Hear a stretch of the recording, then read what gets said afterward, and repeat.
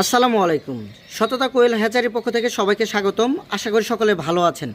এখানে যে পাখিগুলো দেখতে পাচ্ছেন, পাখিগুলোর বয়স আজকে 16 দিন।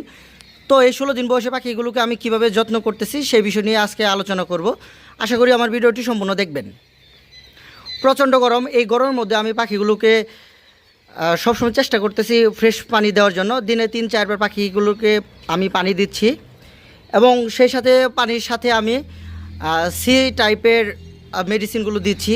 আর আপনারা চাইলে পাখিগুলোকে লেবুর রস দিতে পারেন, সবচেয়ে ভালো কাজ করে লেবুর রস। তাছাড়াও বিভিন্ন ধরনের গ্লুকোজ টাইপের মেডিসিন পাওয়া যায়, যেমন রেনাসি, গ্লুকোলাইট, এগুলো আপনারা ইচ্ছা করলে পাখিকে দিতে পারেন। কারণ অতিরিক্ত গরমে পাখিগুলোকে টিকিয়ে রাখা খুবই মুশকিল। সব সময় চেষ্টা করবেন পাখিগুলোকে ফ্রেশ পানি দেওয়ার জন্য এবং চেষ্টা করবেন দিনে 3 থেকে 4 বার মিনিমাম পাখিগুলোকে পানি দিবেন।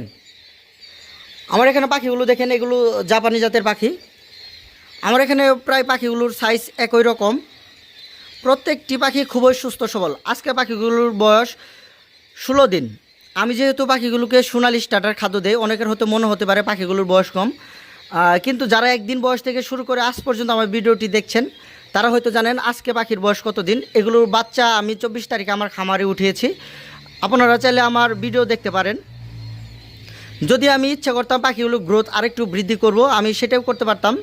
সেক্ষেত্রে আমাকে ব্রয়লার জাতীয় খাদ্য এখানে দিতে হতো, কিন্তু যেহেতু এটা প্যারেন্টস পাখি, ডিমের জন্য পাখি, তো আমি চাচ্ছি শুরুতেই এগুলোকে ব্রয়লার খাদ্য না দিয়ে সোনালি স্টার্টার দিয়ে আমি এগুলোকে ডিমে আনতে চাচ্ছি। কারণ সোনালি স্টার্টার দিয়ে ডিমে আনলে ইনশাল্লাহ দেখা যায় ভালো প্রোডাকশন পাওয়া যায়। অনেকে হয়তো ব্রয়লার খাদ্য খাওয়ায়, ব্রয়লার জাতীয় খাদ্য যদি খাওয়ান পাখিকে, তাহলে দেখা যাবে এক সময় পাখি 2-3 বার ভালো পরিমাণে ডিম দেওয়ার পর পাখি দেখা যাবে আস্তে আস্তে চর্বি জমে পাখি রিজেক্ট হয়ে যেতে পারে, ডিমের প্রোডাকশন কমে যেতে পারে। তো সব সময় আমি চেষ্টা করি সোনালি জাতীয় খাদ্য পাখিকে দেওয়ার জন্য। আমার এখানে প্রায় 4000 পিসের মতো পাখি রয়েছে, যদিও এগুলো আমি আগে বিক্রি করে দিয়েছি। দেখেন,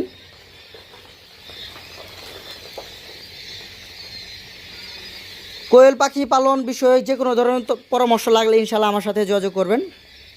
আমি চেষ্টা করব, আমি যত ধরনের পরামর্শ জানি বা যত ধরনের কোয়েল পাখি পালন বিষয়ক আমি তথ্য জানি, ইনশাল্লাহ সকল ধরনের তথ্য আপনাদের আমি দেওয়ার চেষ্টা করব। আর সবসময় আরেকটা বিষয় খেয়াল রাখবেন, বায়োসিকিউরিটি ঠিকঠাক মতো মেনটেন করবেন। বায়োসিকিউরিটি যদি ঠিকঠাক মতো মেনটেন না করে দেখা যাবে খামারে রোগ চলে আসবে, আর রোগ চলে আসলে পাখিগুলো মর্টালিটি হতে পারে। সবসময় চেষ্টা করবেন বায়োসিকিউরিটি খুব কড়াভাবে নিয়ন্ত্রণ করার জন্য। আজকে এই পর্যন্ত, সকলে ভালো থাকবেন। আসসালামু আলাইকুম।